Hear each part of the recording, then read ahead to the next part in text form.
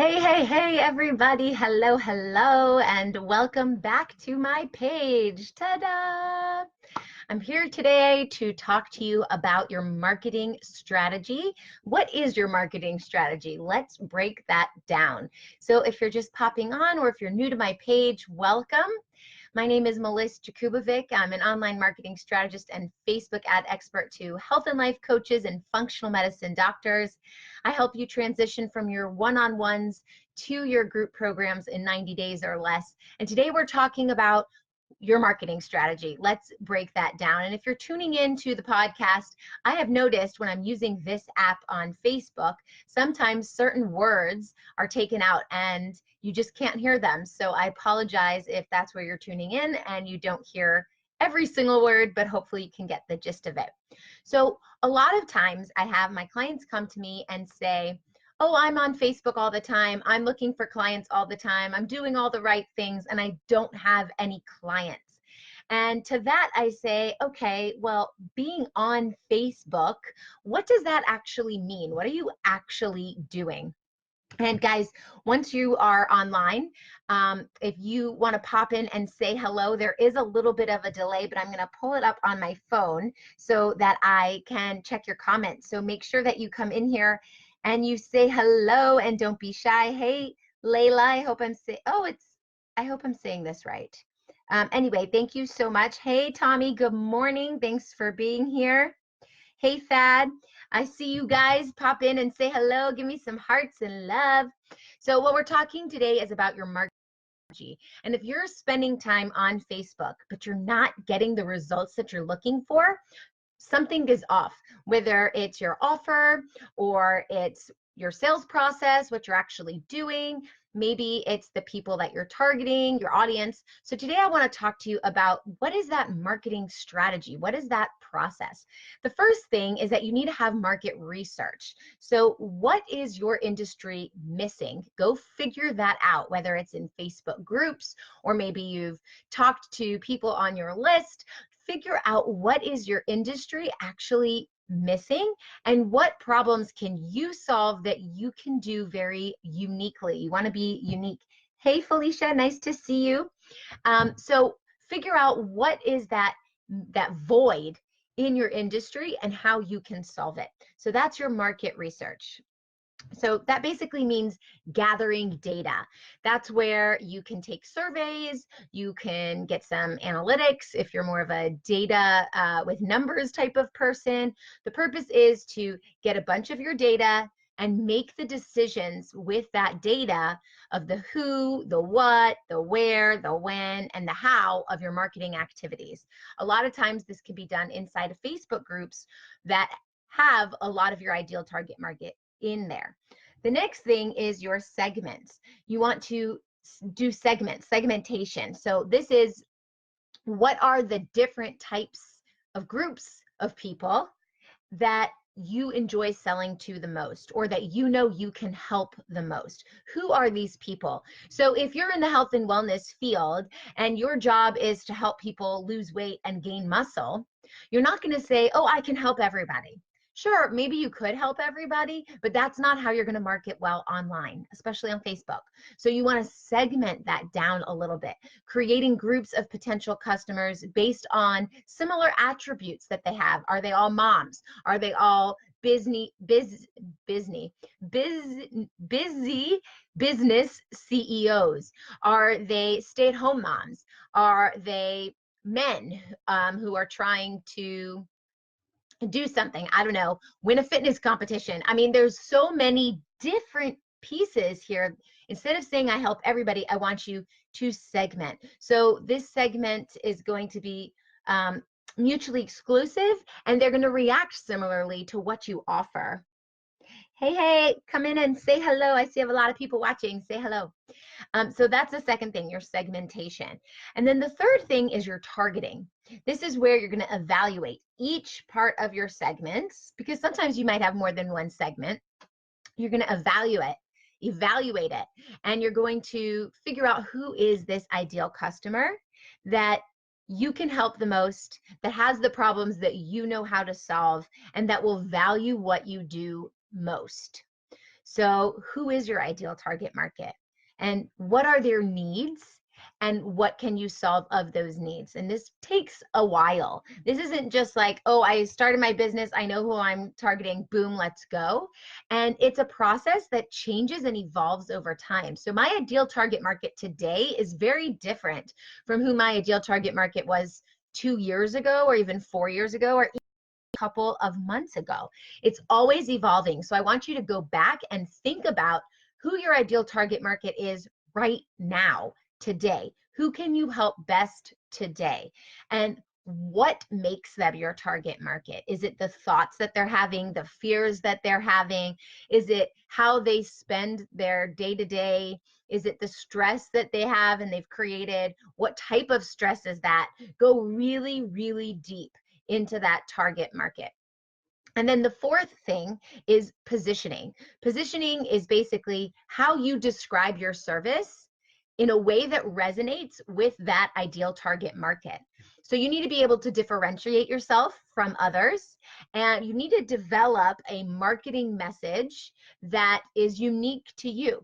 What is it that you can do that positions you as an expert in the industry? I talk a lot about this in my book, #expert, the business owner's guide to social media authority, and you can get that at #expert.com. You spell it out, HASHTAG, if you wanted to go more about positioning and becoming an expert.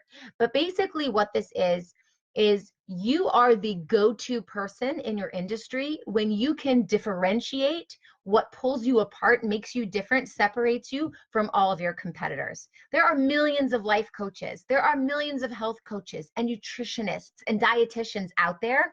But why does someone want to work with you? What makes you special? What makes you unique? What can you provide that other people can't provide? Or what is your method, your proprietary method for achieving that success? This is how you're going to position yourself as in your industry. And if you want to sell your service online, it's the only way to do it. You have to differentiate yourself. You can't be like everybody else. When you're like everybody else, you're one in a million. But when you're unique, you're different, you're special, there's something about you that people can relate to that other health and life coaches don't have. That's going to set you apart, and you're not going to be one in a million. You're going to be the one. And if you're the one, it's very easy to get clients and to sell your group programs. The fifth thing, are there any questions so far? Pop in and ask away. I'm here to answer.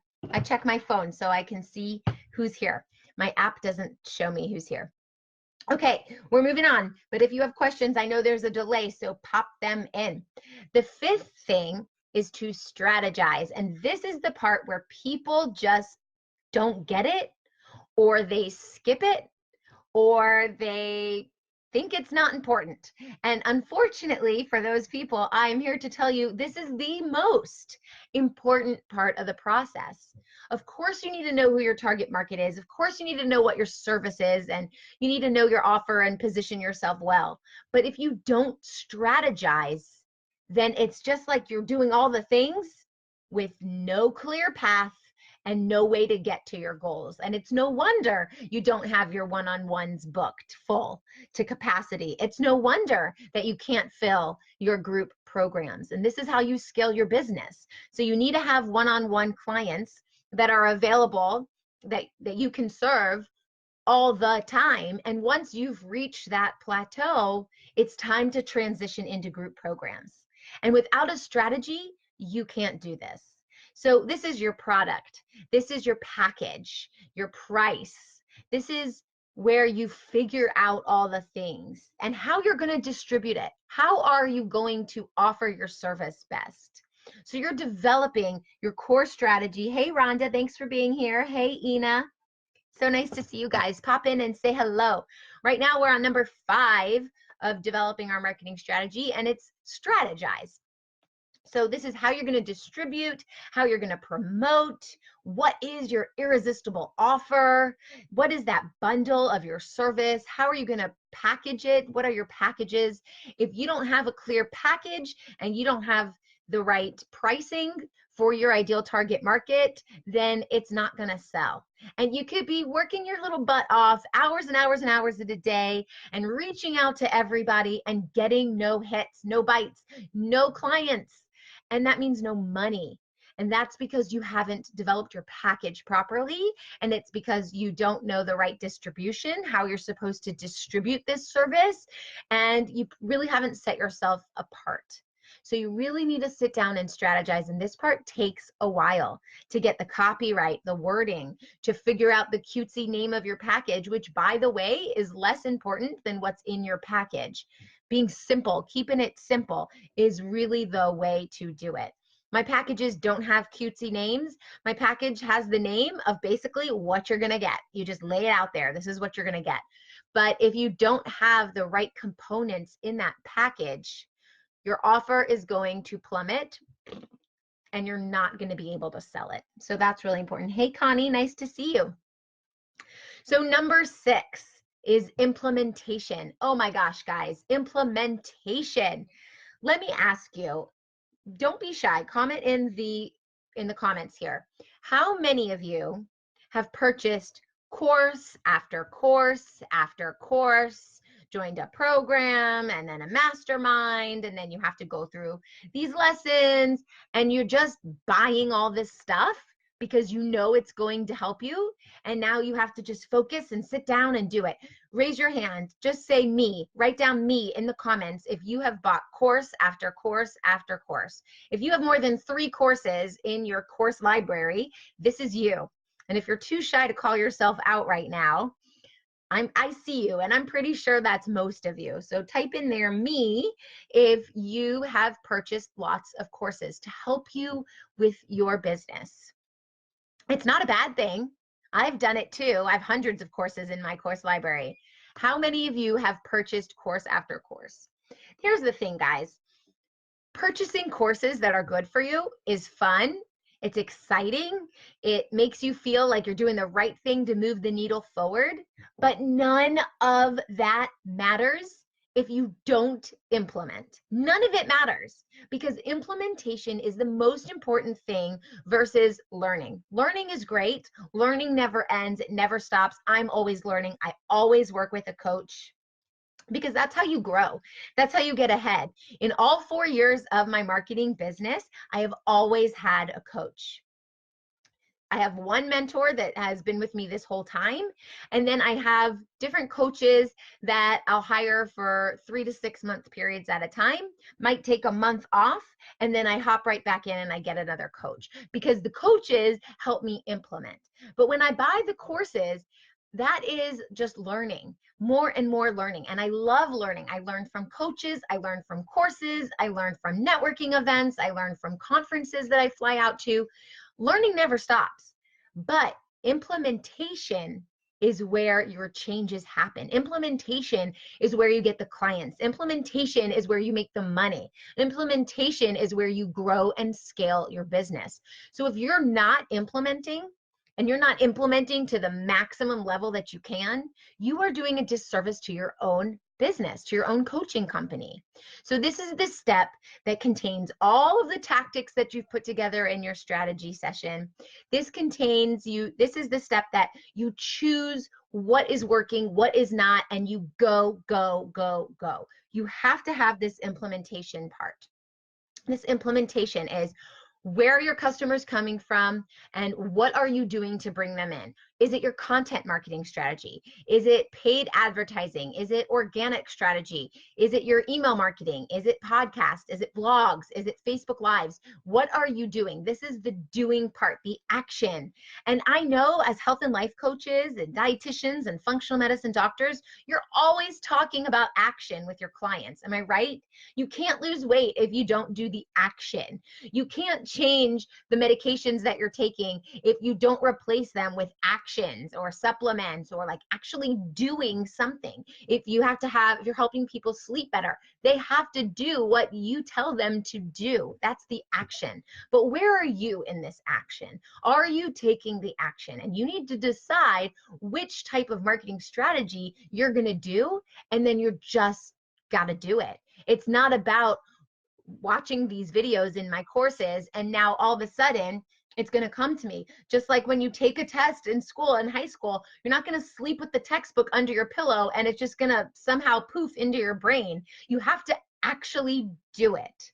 You have to actually do it. So 15% is all of these steps, and 85% is the implementation of doing it. And the last step is to measure your results, measure your success, come up with some sort of tracking mechanism to go against your goals to see if you're hitting the numbers that you're trying to reach, the ROIs, or the amount of clientele that you're trying to bring in, or how many people you're bringing into your group programs, or maybe you're measuring it by how much money you're making, or maybe you're measuring it by your online sales conversions with your Facebook ads or your website traffic. Whatever your method of measurement is, you need to create that benchmark, and then you need to go back and see if you're actually hitting it.